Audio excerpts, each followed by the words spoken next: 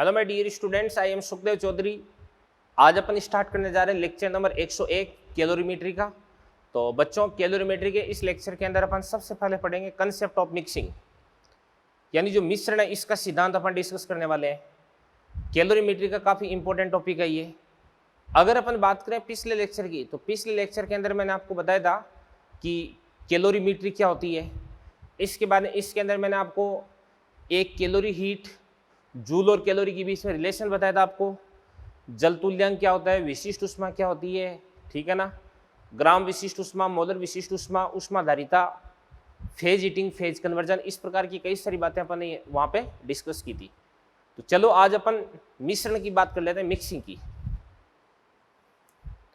तो direct heading है मिश्रण का सिद्धांत। तो ध्यान से देखना, देखो, अगर दो या दो से ज्यादा लिक्विड को आपस में मिश्रित किया जाता है जिनका टेम्परेचर अलग अलग है, तो उच्च तापमान वाला जो लिक्विड है वो तो हीट देगा और निम्न तापमान वाला जो लिक्विड है वो हीट लेगा, ठीक है ना। और अल्टीमेटली जब दोनों का टेम्परेचर बराबर हो जाएगा तो इस स्थिति में दोनों के बीच में हीट का एक्सचेंज रुक जाएगा भी। तो एक तो आपके पास है उच्च तापमान वाला जो पदार्थ है, ये तो ऊष्मा देता है, इसका जो तापमान है डिक्रीज होता है। और इसी प्रकार से निम्न तापमान वाला जो पदार्थ है ये क्या करता है, भी ऊष्मा लेता है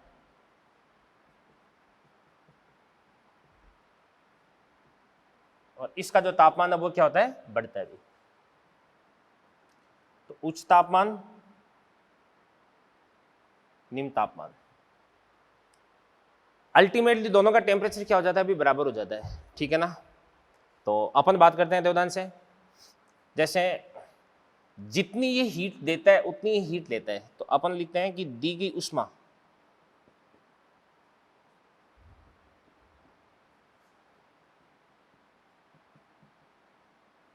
बराबर क्या होती है, ली गई ऊष्मा। दी गई ऊष्मा बराबर क्या होती है, ली गई ऊष्मा होती है। ये सबसे इंपॉर्टेंट कंसेप्ट होता है अभी, ठीक है। जैसे अपन बात करते हैं दो लिक्विड की बात करते हैं, तो दो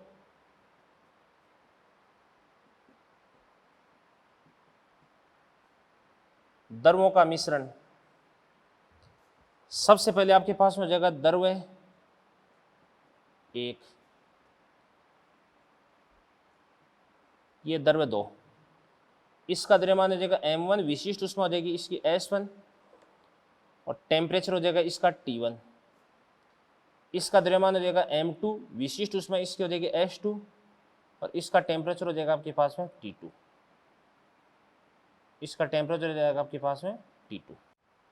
तो m1 S1 T1, m2 S2 T2, इन दोनों को आपने क्या कर दिया, इस प्रकार से मिक्स कर दिया।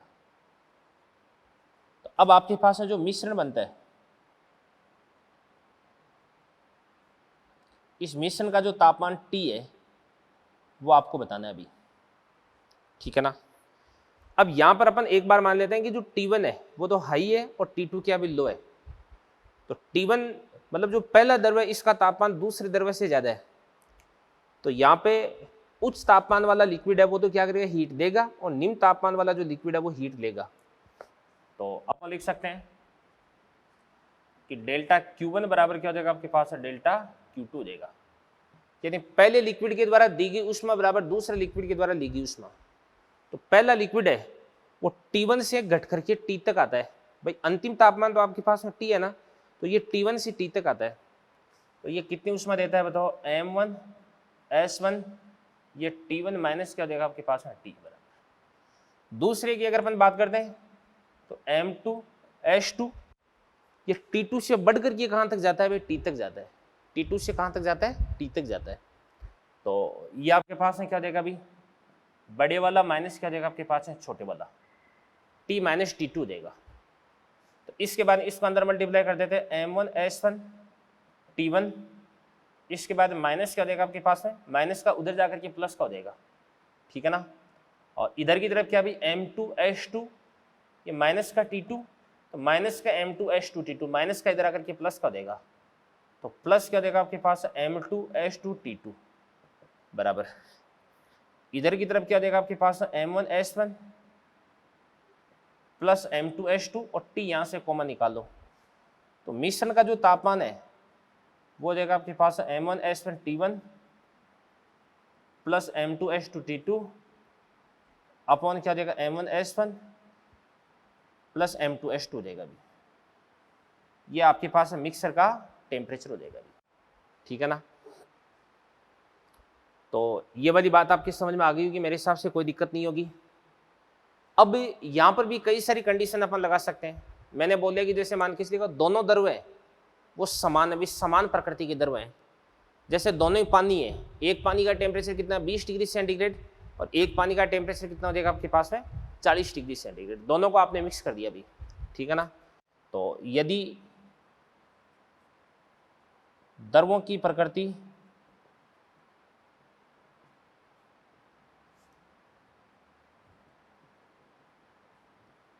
समान है, द्रवों की प्रकृति समान है, इसका मतलब यह है कि S1 बराबर क्या हो जाएगा आपके पास H2, तो S1 H2 बराबर हो गया ना, तो आपके पास T बराबर क्या बन जाएगा, फिर T बराबर M1 T1 plus M2 T2 upon क्या हो जाएगा आपके पास M1 प्लस M2 हो जाएगा अभी, ठीक है ना, ये बात होगी। और यदि आपको बोल दिया जाए कि द्रवों की प्रकृति भी समान है, दोनों का द्रव्यमान भी बराबर, यानी M1 M2 को भी बराबर ले लेंगे, तो इस स्थिति में T बराबर क्या हो जाएगा T1 प्लस T2 बटे 2 बन जाएगा अभी, ठीक है ना, ये चीज होगी। अब ये तो अपन ने दो द्रवों का मिश्रण किया, अगर दो से ज्यादा द्रव हो गए तो इस स्थिति में क्या होगा, दो से अधिक द्रवों का मिश्रण, तो यहां से आपके पास है T मिक्स बराबर क्या बन जाएगा, पर दो है तो M1S1 T1 M2S2 T2 और तीन है तो प्लस M3S3 T3, चार है तो प्लस M4S4 T4 हो जाएगा, इस प्रकार से जुड़ता जाएगा अभी। तो अपन बोलेंगे कि यहाँ पे ऊपर तो सबका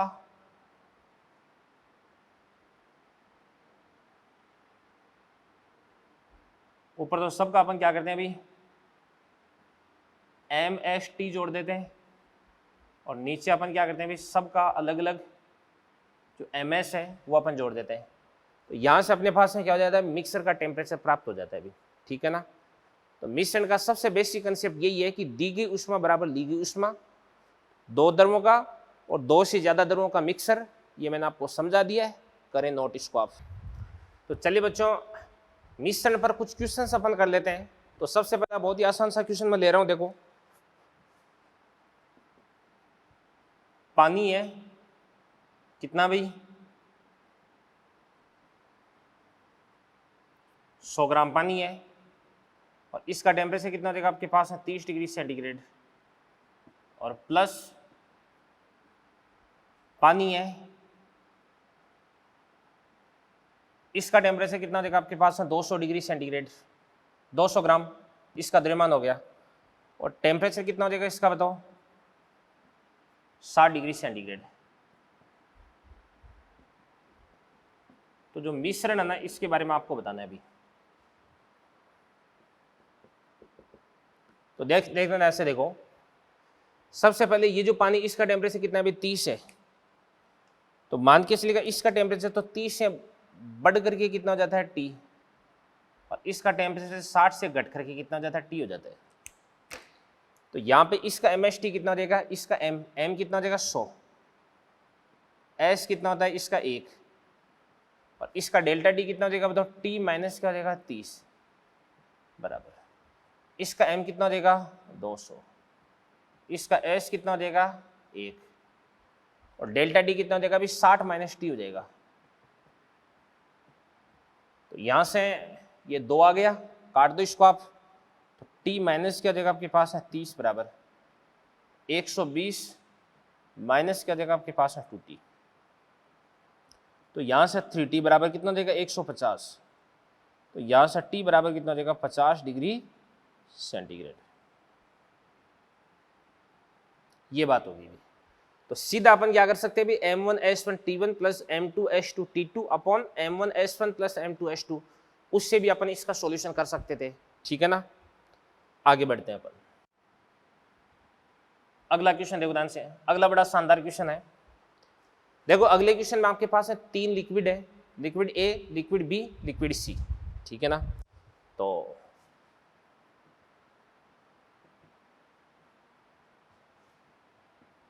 तीनों का द्रव्यमान समान है, समान द्रव्यमान के 3 द्रव्य हैं, द्रव्य 1,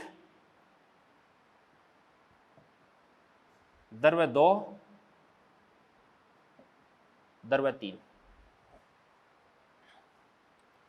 अब यहां पर जो द्रव्य 1 है इसका टेम्परेचर कितना हो जाएगा आपके पास में 20 डिग्री सेंटीग्रेड, इसका टेम्परेचर कितना हो जाएगा आपके पास में 26 डिग्री सेंटीग्रेड, और इसके बाद में इसका टेम्परेचर कितना हो जाएगा आपके पास 38 डिग्री सेंटीग्रेड। ठीक है ना, अब यदि आपने द्रव्य 1 प्लस द्रव्य 2 किया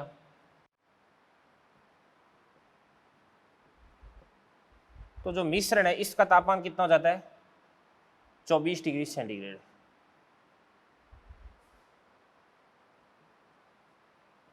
और यदि आपने द्रव्य 2 के अंदर द्रव्य 3 को मिक्स कर दिया तो इस स्थिति में इसका टेम्परेचर कितना हो जाता है,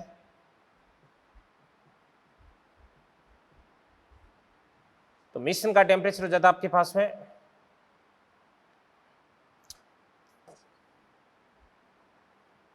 मिश्रण का हो जाता है आपके पास में 34 डिग्री सेंटीग्रेड। यदि आपने द्रव्य 1 और द्रव्य 3 को मिश्रित कर दिया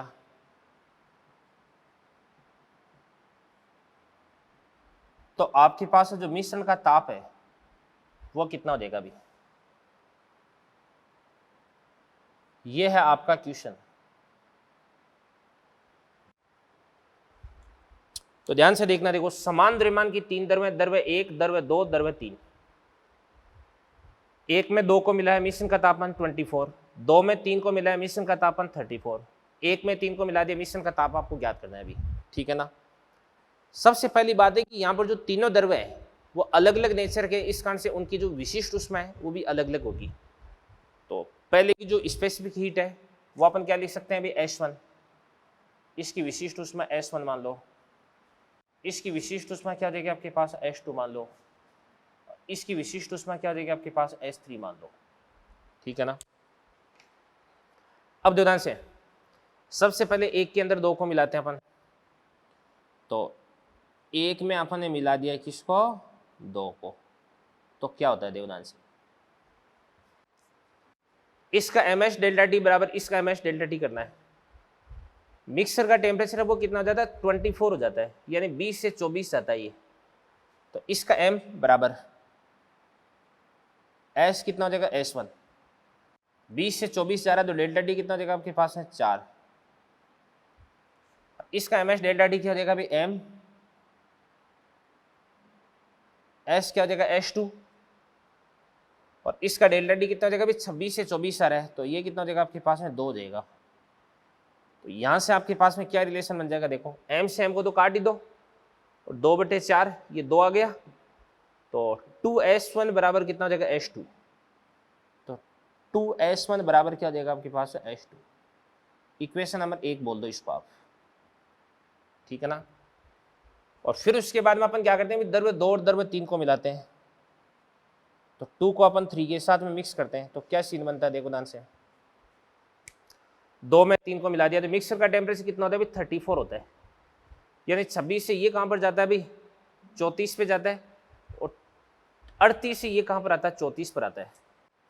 तो इसका एम एच डेल्टा टी कितना देगा, एम, 2 का क्या देगा आपके पास, H2, 26 से 34 जा रहा है तो कितना देगा आपके पास, 8 हो जाएगा, बराबर। ये आपके पास हो जाएगा एम और S3, ठीक है ना, और डेल्टा टी 38 से 34 पे आ रहा है तो ये कितना देगा आपके पास है, 4। एम से एम को काट दो, 4 से 2 तो 2H2 बराबर क्या हो जाएगा आपके पास, S3। इक्वेशन नंबर क्या बन जाएगा आपके पास है, 2, ठीक है ना। अब सुनना ध्यान से, देखना, देखो इक्वेशन 1 और 2 बन चुके हैं। अब आप दर व 1 के अंदर 3 को मिलाने वाले हो, तो 1 में 3 को अगर आप मिलाओगे तो S1 और S3 के बीच में रिलेशन निकाल लो, यानी आपको H2 को हटाना है अभी। तो 1 और 2 से लिख देते हैं अपन, समीकरण 1 व 2 से, समीकरण 1 व 2 से क्या देगा आपके पास, 2S1,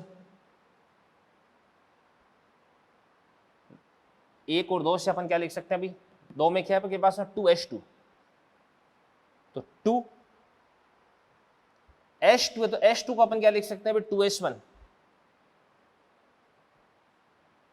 बराबर क्या हो जाएगा आपके पास, S3।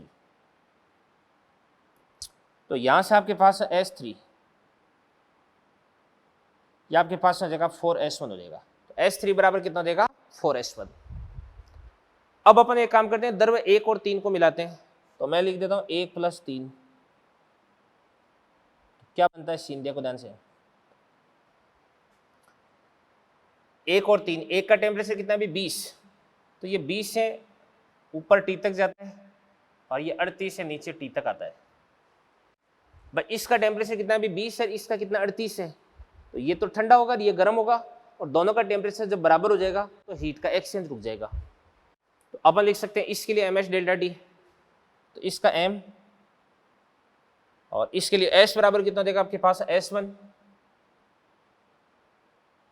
और डेल्टा टी कितना देगा बताओ, T - 20,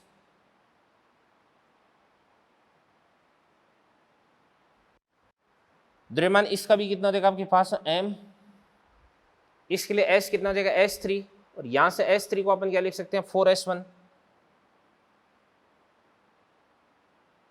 और इसके लिए डेल्टा टी कितना हो जाएगा अभी, 38 - T, 38 माइनस क्या हो जाएगा आपके पास में, T हो जाएगा।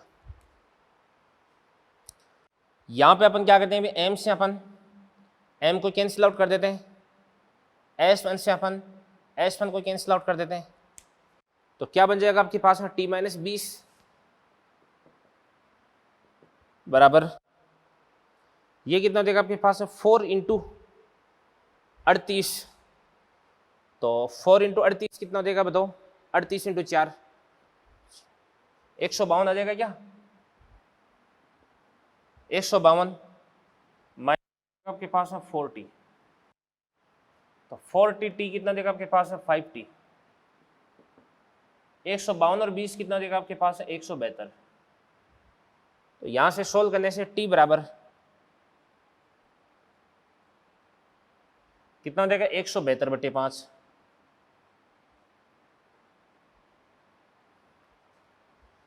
तो कितना देगा, 34.4 आ रहा है क्या,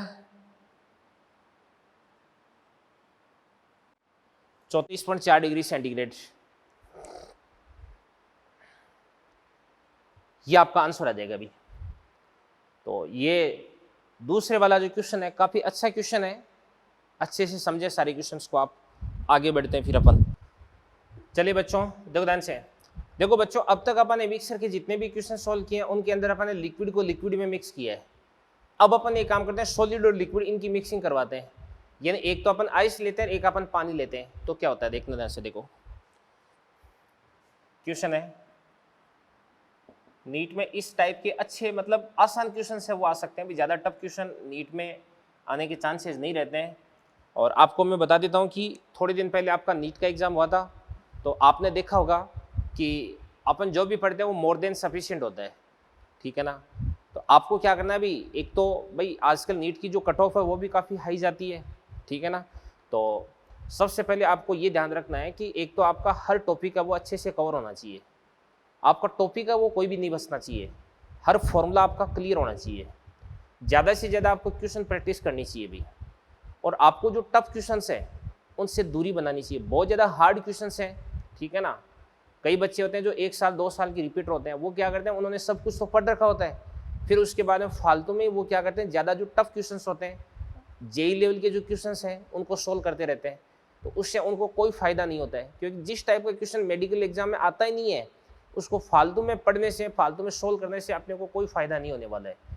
तो सबसे पहले इम्पोर्टेंट चीज़ ये है कि आप जो एग्ज़ाम ओरिएंटेड सिलेबस है उसी को आप पढ़ें भाई, और उसी को आप अच्छे से स्ट्रॉन्ग करें, ठीक है ना। तो ध्यान से देखना, देखो मिक्सर है किसका, बर्फ़ का, और किसका, पानी का। जो बर्फ़ का टेम्परेचर है वो कितना है, -10 डिग्री सेंटीग्रेड, और पानी का टेम्परेचर है वो कितना हो जाएगा आपके पास है, 40 डिग्री सेंटीग्रेड। बर्फ़ का जो द्रव्यमान है वो कितना हो जाएगा आपके पास है, 10 ग्राम, और पानी का जो द्रव्यमान है वो कितना हो जाएगा आपके पास है, 50 ग्राम। इन दोनों को आपने क्या कर दिया, यहाँ पे मिक्स कर दिया। तो अब आपके पास में जो मिश्रण बनता है, उस मिश्रण के बारे में आपको पूरी डिटेल मालूम करनी है भी, ठीक है ना। अब सुनना, ध्यान से देखना, देखो बर्फ तो लो टेम्परेचर पे, पानी आपका हाई टेम्परेचर पे, तो यहाँ पे पानी तो हीट देगा और बर्फ है वो हीट लेगी, ठीक है ना। तो ऐसे क्वेश्चंस के अंदर सबसे पहले जो बर्फ है, इस बर्फ को आपको क्या करना है अभी, बर्फ को -10 से आपको कहाँ तक लेके आना है, 0 डिग्री सेंटीग्रेड तक, और पानी इसको भी आपको कहाँ तक लेके आना है, 0 डिग्री सेंटीग्रेड तक, और फिर उसके बाद में 0 डिग्री सेंटीग्रेड की जो आइस है इसको आपको 0 डिग्री सेंटीग्रेड के पानी में कन्वर्ट करना है। ये भी आपके पास 0 डिग्री सेंटीग्रेड का पानी हो गया, और ये भी 0 डिग्री सेंटीग्रेड का पानी हो गया। स्टेप बाय स्टेप इसकी भी आपको हीट है वो लिखनी है, और इसकी भी हीट आपको लिखनी है, और ये काम करने के बाद में आपको एक हल्का सा आइडिया बन जाएगा कि वास्तव में यहाँ पे होने वाला क्या है, ठीक है ना। तो मैं बताता हूँ देवदान से, देखिए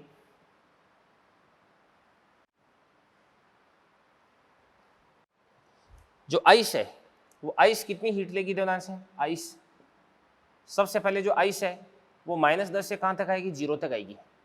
तो इसके लिए कितनी हीट लगेगी भी, ms डेल्टा टी, तो m कितना हो जाएगा आपके पास है 10, s कितना हो जाएगा आइस का 0.5, और -10 से 0 तक आएगी तो डेल्टा टी कितना हो जाएगा, 10 हो जाएगा।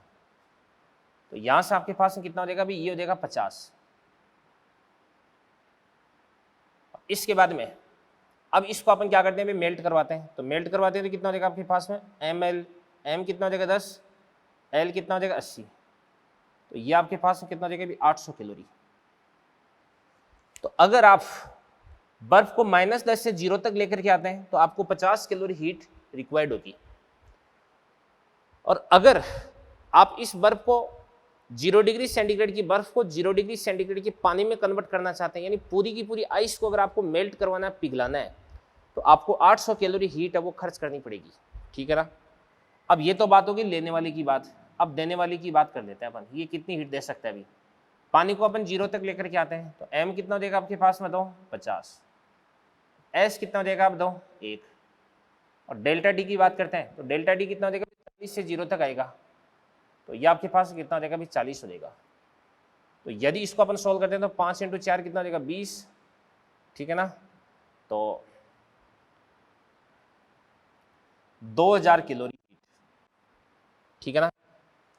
अब देवदान से यहाँ पर जो आइस है वो कितनी खर्च करेगी भी 50 800, ठीक है ना।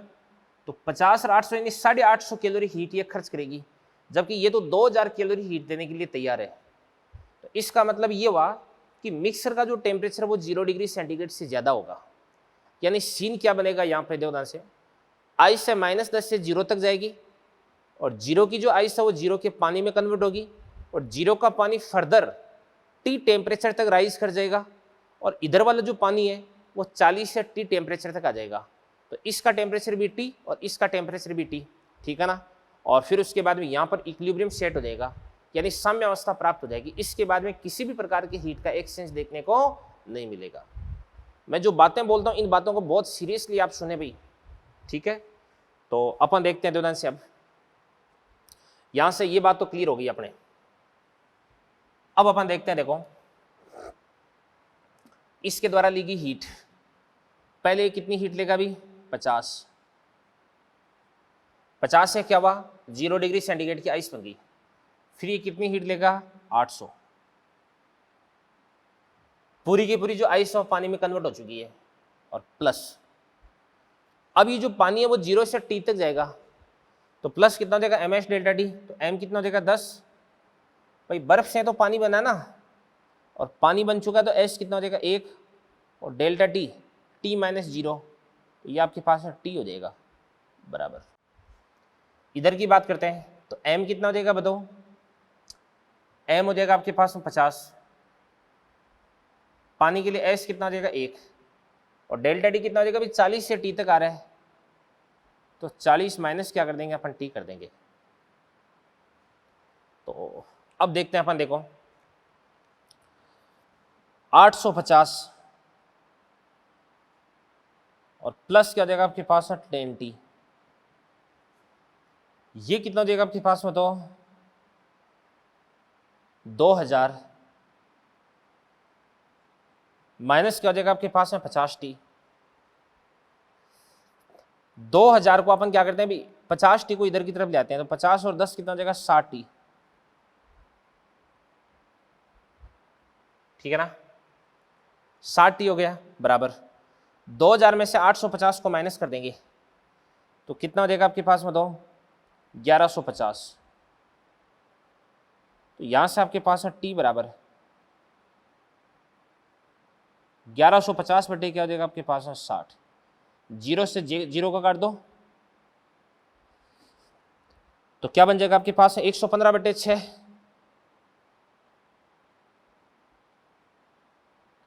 6 एकम 6, ठीक है ना।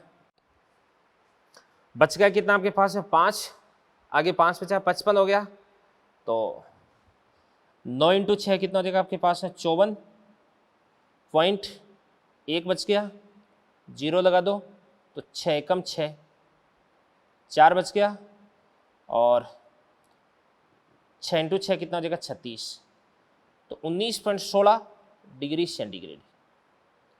तो अब आपके पास जो मिक्सर है, इस मिक्सर के अंदर क्या बन जाएगा, कितना पानी होगा बताओ भाई, ये 10 ग्राम है, ये भी पानी और ये 50 ग्राम भी पानी, तो मिक्सर में आपके पास 60 ग्राम पानी हो जाएगा, और पूरे मिक्सर का टेम्परेचर कितना हो जाएगा 19.16 डिग्री सेंटीग्रेड। आराम से समझ में आ रहा होगा, कोई दिक्कत नहीं होनी चाहिए इसके अंदर आपको। इसी प्रकार से अगला क्वेश्चन अपन देखते हैं। क्वेश्चन देखो ध्यान से क्या कर रहा है,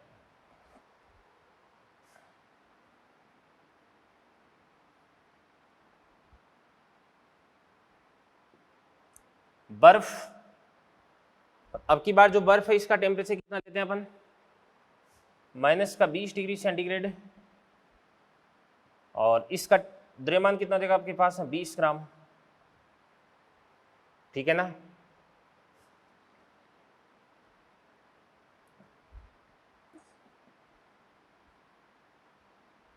पानी, और पानी का टेम्परेचर लेते हैं अपन कितना भी 20 डिग्री सेंटीग्रेड और 40 ग्राम। एक बार मैं वैल्यू थोड़ी सी सेट कर लेता हूँ, देखता हूँ देखो ध्यान से।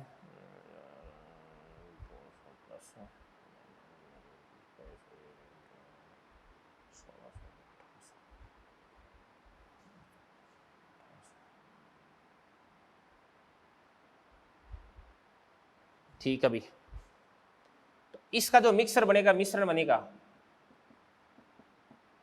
उस मिश्रण का सीन आपको बताना है अभी। तो देखना ध्यान से, देखो बर्फ है, पानी है, बर्फ लो टेम्परेचर, पानी हाई टेम्परेचर। बर्फ यहां पर हीट लेगी, पानी यहां पर हीट देगा, ये कितना लेगी, ये कितना देगा, कहां पे इक्विलिब्रियम सेट होगा, ये बात अपने को यहां पे करनी है अभी। तो देखते हैं, देखो ध्यान से, देखिएगा आइस है, सबसे पहले इस बर्फ को आपको 0 पे लेके जाना है, तो m कितना देगा बताओ 20, s कितना हो जाएगा 0.5, और डेल्टा डी कितना देगा -20 से 0, तो 20 हो गया अभी। तो कितना देगा आपके पास है 200, ठीक है ना। फिर इस पूरी की पूरी आइस को आपको मेल्ट करवाना है, तो m कितना देगा 20, l कितना देगा 80, तो ये आपके पास है 1600। इधर का सीन देखते हैं अपन, पानी है उसको 20 से आपको 0 तक लेके आना, तो m कितना देगा आपके पास है 40, s कितना देगा 1, डेल्टा डी कितना देगा 20 से 0 कितना देगा 20, तो ये कितना देगा आपके पास है 800, ठीक है ना। अब सुनना ध्यान से देखना, देखो 200 की अगर हीट मिलेगी तो इस स्टडी में पूरी की पूरी बर्फ और -20 से 0 तक आ जाएगी। क्या इधर की तरफ 200 कैलोरी हीट आपके पास में है क्या? यस, 200 से ज़्यादा ही है। 200 के बाद में अगर 1600 कैलोरी हीट और मिल जाएगी तो इस स्थिति में पूरी की पूरी आइस है वो पानी के अंदर कन्वर्ट हो जाएगी, ठीक है ना।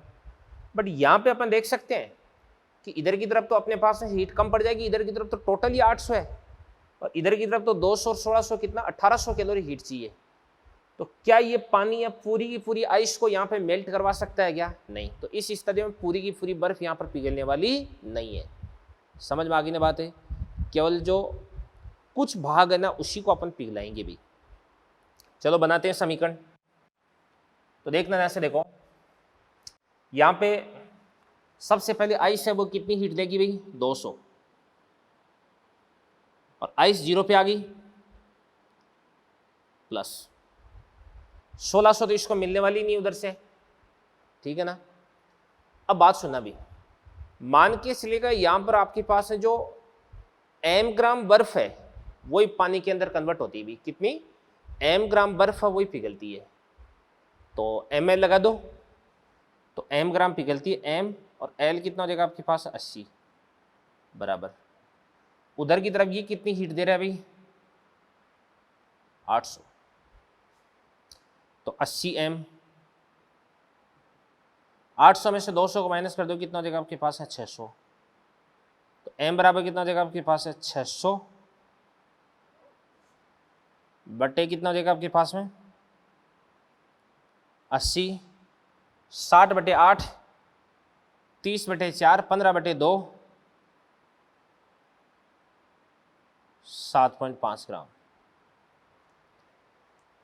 तो 7.5 ग्राम बर्फ वो पिघलने वाली है। तो जो मिक्सर है इस मिक्सर के अंदर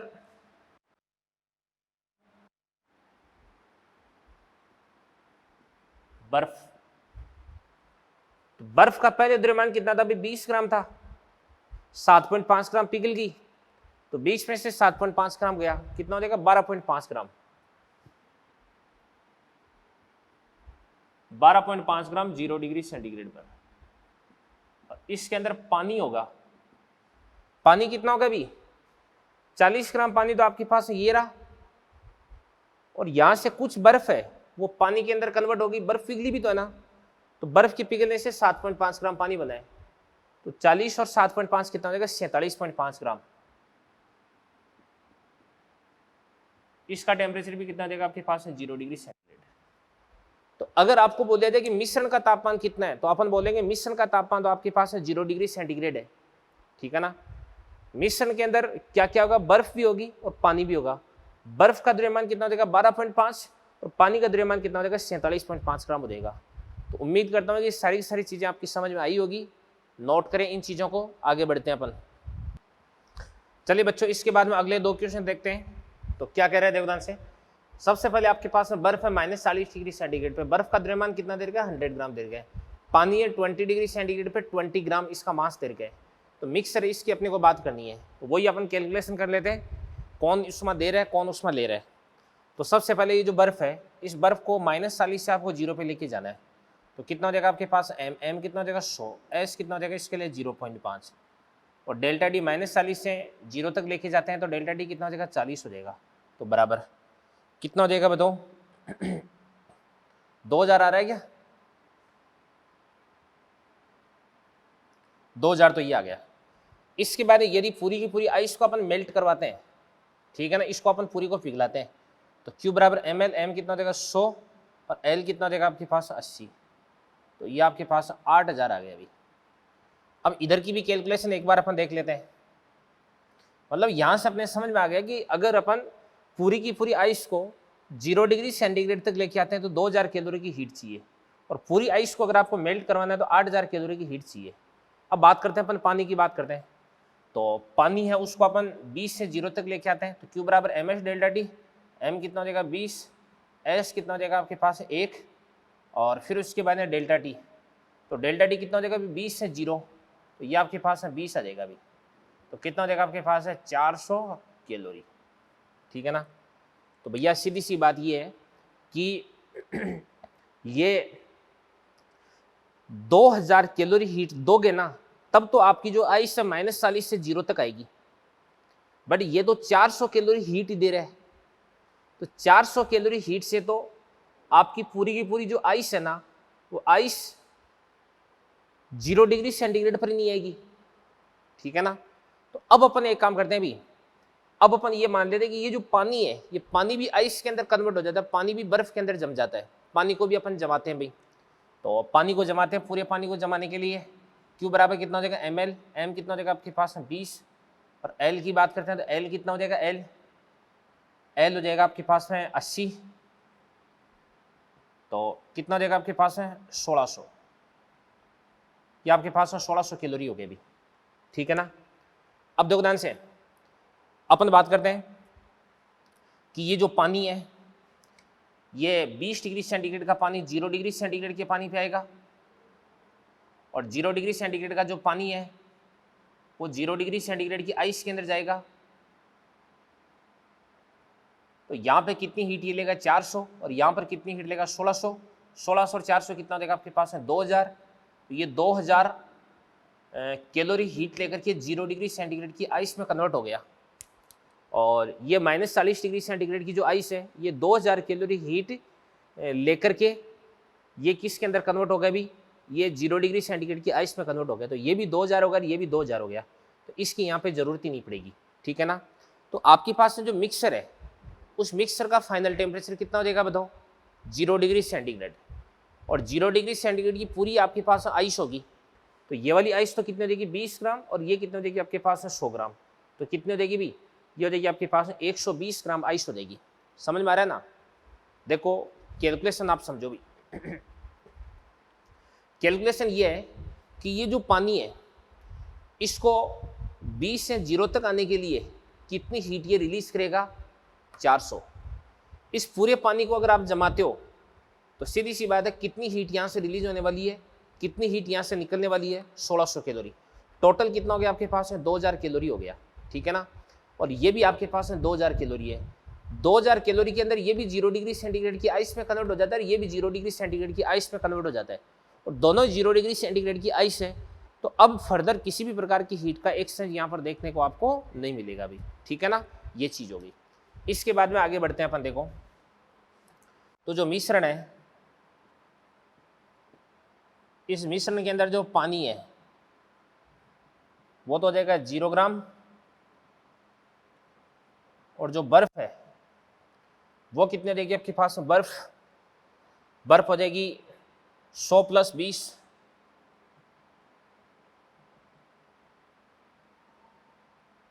120 ग्राम पानी बर्फ, और टेम्परेचर कितना हो जाएगा आपके पास है 0 डिग्री सेंटीग्रेड। अगला क्वेश्चन देखते हैं इसी प्रकार से अपन। पानी है इसका टेम्परेचर कितना है भी 20 डिग्री सेंटीग्रेड 40 ग्राम है। भाप इसका टेम्परेचर 100 डिग्री सेंटीग्रेड m ग्राम है। मिक्सर है इसका टेम्परेचर कितना होना चाहिए आपके पास है 90 डिग्री सेंटीग्रेड होना चाहिए। तो यहाँ पर आपको m की मात्रा m की वैल्यू आपको फाइंड आउट करनी है भी। ठीक है ना। तो देखते हैं अपन देवदास से सॉल्यूशन। देखिएगा इसका टेम्परेचर भी 90 करना है, तो 20 से 90 जाएगा, तो कितनी हीट ये लेगा, ये कितनी हीट लेगा भी Q बराबर m, पानी के लिए S कितना होता है 1, डेल्टा T कितना होता है डेल्टा T 20 से 90, तो ये आपके पास 70 हो गया बराबर। भाप की अगर अपन बात करते हैं भाप का टेम्परेचर कितना भी 100 है, तो पूरी m ग्राम भाप है वो कंडेंस होगी, तो m L कितना हो जाएगा L 540 और प्लस इसके बाद में m, S delta T, S कितना होता है, पानी बन गया भाई, भाप अगर संघनित हो जाएगी तो पानी बन जाएगा, और एस कितना हो जाएगा पानी के लिए 1, और डेल्टा टी कितना हो जाएगा भी 100 से 90 जा रहा है, तो ये आपके पास है 10 हो गया। तो यहां से आपके पास है 7 चौक 28, 2800 बराबर 540 एम और 10 एम, 550 एम हो जाएगा। तो एम बराबर कितना हो जाएगा, एम बराबर हो जाएगा आपके पास 2800 बटे 550, एक जीरो से अपन एक जीरो को काट देंगे तो 280 बटे कितना हो जाएगा आपके पास है 55। इसके बाद में इसको अपन सोल्व कर देते हैं। तो चलो कैलकुलेटर से इसकी कैलकुलेशन कर देता हूं मैं। तो यह आ जाएगा आपके पास है 280 बटे 55, 280 डिवाइडेड बाई 55, यह होता 5.09, यह होता आपके पास 5.09 ग्राम। अब मैं आपको पूरी स्टोरी इसकी दोबारा से सुनाता हूं भाई।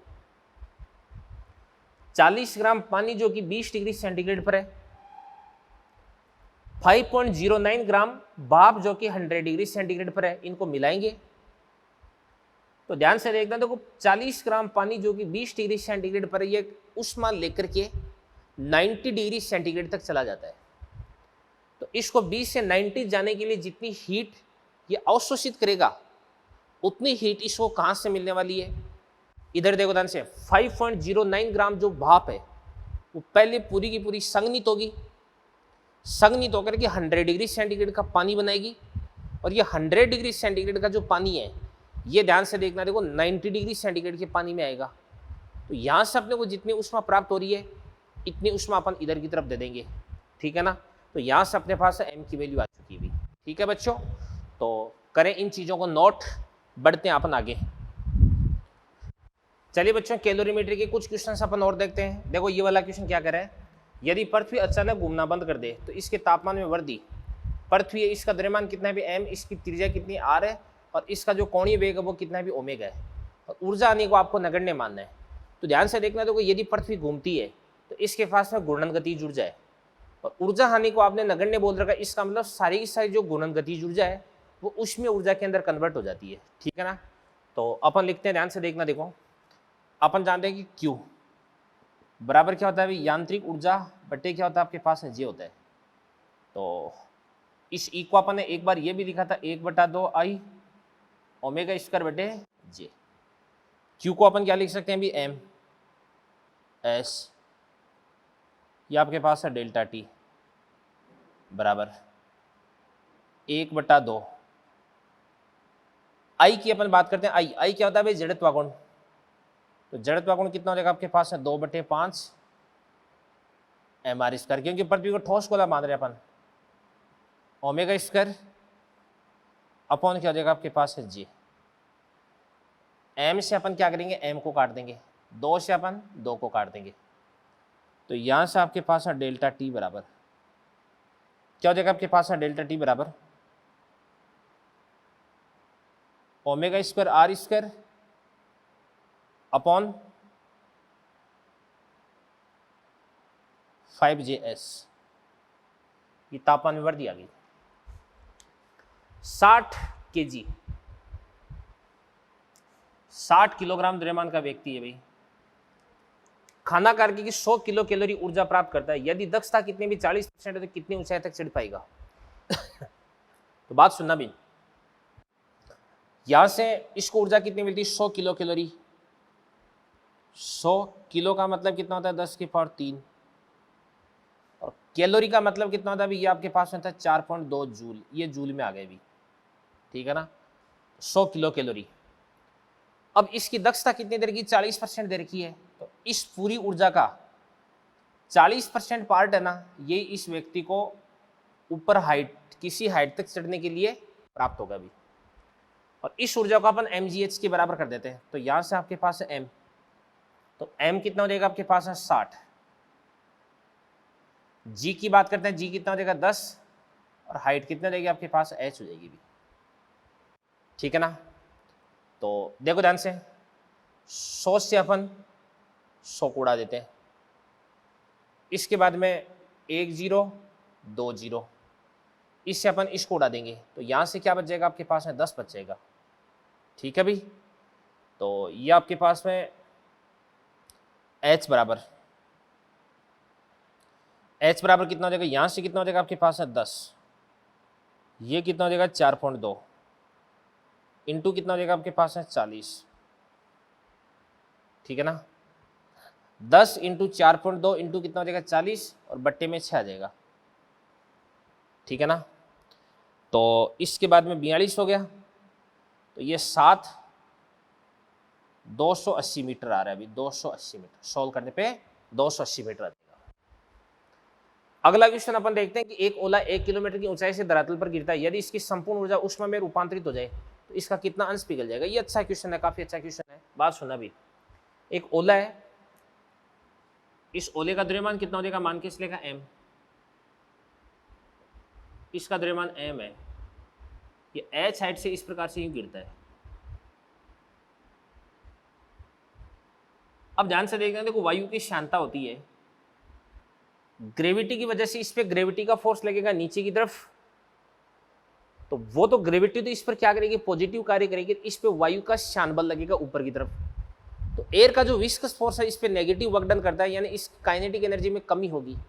बट यहाँ पे एयर की जो विस्कोसिटी उसको आपको नेग्लिजिबल मानना है भाई, ठीक है ना। तो बात सुनना भाई, यहाँ पर इसके पास में कितनी ऊर्जा है mgh, तो ये हो जाएगा आपके पास m, g कितना हो जाएगा आपके पास है 10, h कितना हो जाएगा 1 किलोमीटर यानी 1000 मीटर, तो ये आपके पास है 10 की पावर 3 हो गया बराबर। अब ये जो mgh एनर्जी है वो किस में भी ऊष्मा में रूपांतरित हो जाएगी, ठीक है ना, पूरी की पूरी हीट में कन्वर्ट होगी, और इससे ये जो ओला है वो पिघलना स्टार्ट करता है। भाई ये हीट मिलेगी ना, ओले का टेम्परेचर अपन 0 डिग्री सेंटीग्रेड मानते हैं, तो यहाँ से मेल्ट होना स्टार्ट करेगा, और इसका कितना पार्ट मेल्ट हो जाएगा, मान के चलिए m डैश पार्ट, कितना m डैश, तो मेल्ट होने वाला भाग कितना हो जाएगा आपके पास m डैश हो जाएगा, ठीक है ना। इंटू l की बात करते हैं, तो l कितना हो जाएगा आपके पास में 540, नहीं 80, कितना हो जाएगा 80,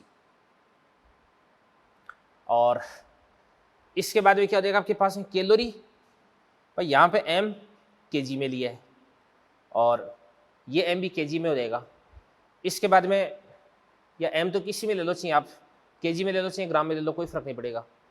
इसके बाद में ये GH सारे किलोमीटर में लिए हैं, तो ये 80 किस में भी कैलोरी में, तो इसको जूल में कन्वर्ट करना पड़ेगा, तो जूल में कैलोरी पर ग्राम है ना, तो जूल में कन्वर्ट कर दें तो कितना हो जाएगा आपके पास है 4.2। यहां से आपके पास m डैश बटे m निकालना है, m डैश बटे m, तो m डैश बटे m कितना देगा 10 इंटू 10 की पावर 3 बटे 80 इंटू कितना हो जाएगा आपके पास है 4.2, तो 80 इंटू 4.2 कितना होता है, लगभग होता है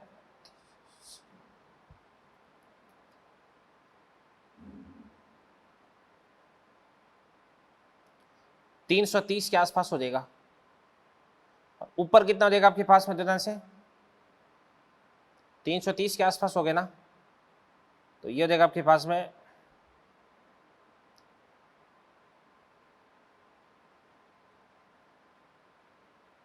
10,000 हो गया, ठीक है ना। तो करते हैं इसको, अपन सोल्व करते हैं। सही किया है कि अपन ने, कहीं गड़बड़ हुई है तो सॉरी, कैलोरी पर ग्राम होता है ना, ये पर ग्राम, तो यहां से 10 की पावर माइनस का 3 भी लेंगे अपन, ये 10 की पावर माइनस का 3 ऊपर जाकर के 10 की पावर 3 बन जाएगा, ठीक है ना। तो 4.2 इंटू 10 की पावर 3 ये बन जाएगा, तो 10 की पावर 3 से यहाँ पे अपन 10 की पावर 3 को काट देंगे, तो कितना देगा आपके पास है 10 बटे लगभग 330 यानी 1/33। तो इस ओले का जो 1/33 पार्ट है वो तो मेल्ट कर जाएगा और जो 32/33 भाग है वो एज इट इज बच जाएगा भाई, ठीक है ना, ये चीज होगी। तो अपन यहाँ पर ये मान रहे हैं कि इस ओले की टकराते टाइम जो काइनेटिक एनर्जी वो सारी की सारी काइनेटिक एनर्जी हीट के अंदर कन्वर्ट हो जाती है, ठीक है बच्चों। तो ये थी आपकी कैलोरीमेट्री और कैलोरीमेट्री आपकी इसी के साथ में फिनिश होती है। अब मैं आपको मॉड्यूल के क्वेश्चन है वो टिक करवा देता हूँ, ठीक है ना। फिर उसके बाद में आपको मैं हीट ट्रांसफर पढ़ाऊंगा और हीट ट्रांसफर और कैलोरीमेट्री इन दोनों के क्वेश्चन अपन एक साथ सॉल्व करेंगे भी, ठीक है ना। तो चलो मैं मॉड्यूल के क्वेश्चन आपको यहाँ पे टिक करवा देता हूँ, ठीक है। तो मॉड्यूल के questions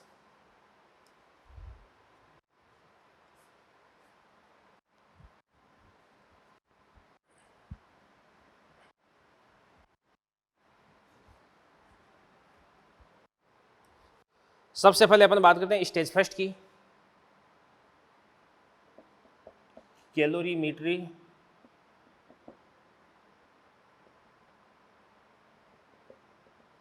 stage first.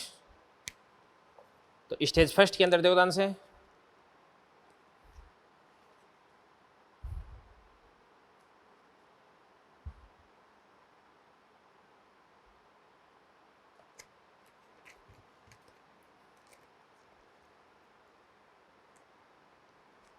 Question number 35 और 36, 37, 39, 40 आराम से कर लोगे, आपको दिक्कत नहीं है। 41 देख लो, सीधा फॉर्मूला बेस्ड है, एक भी क्वेश्चन इतने टफ नहीं है भाई, सारे क्वेश्चन बहुत आसान है। और इसके बाद में 43 देख लो और 46 देख लो,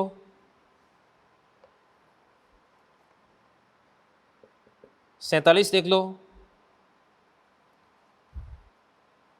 ठीक है ना।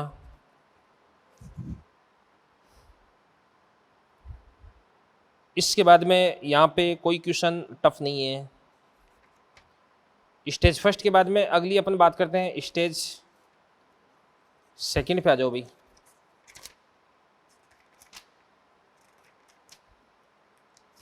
स्टेज सेकंड पे आ जाओ। तो स्टेज सेकंड, तो स्टेज सेकंड के अंदर देखो ध्यान से,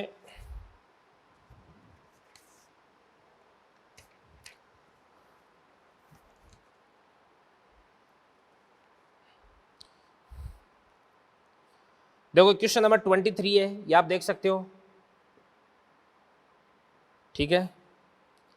और 24 भी देख सकते हो आप, सारी सीधे फॉर्मूला बेस्ड है भाई। 25 देख लो चाहिए।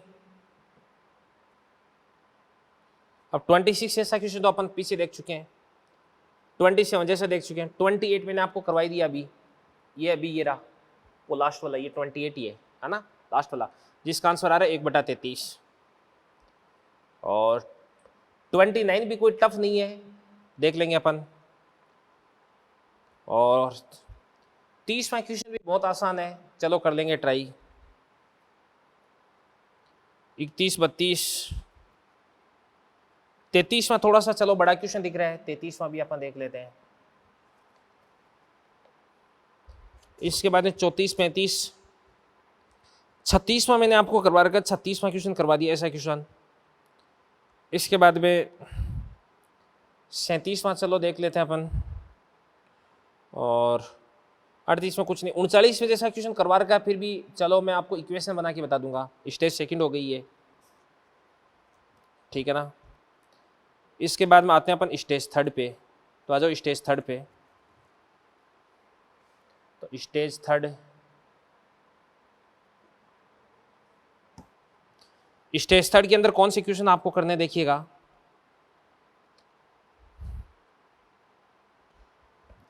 क्वेश्चन नंबर 7 और 8 दोनों देख लेते हैं अपन भाई। मोस्टली आपकी जो टफ क्वेश्चन है वो तो मैं सारे कवर करवा देता हूँ आपको, 7, 8 हो गए।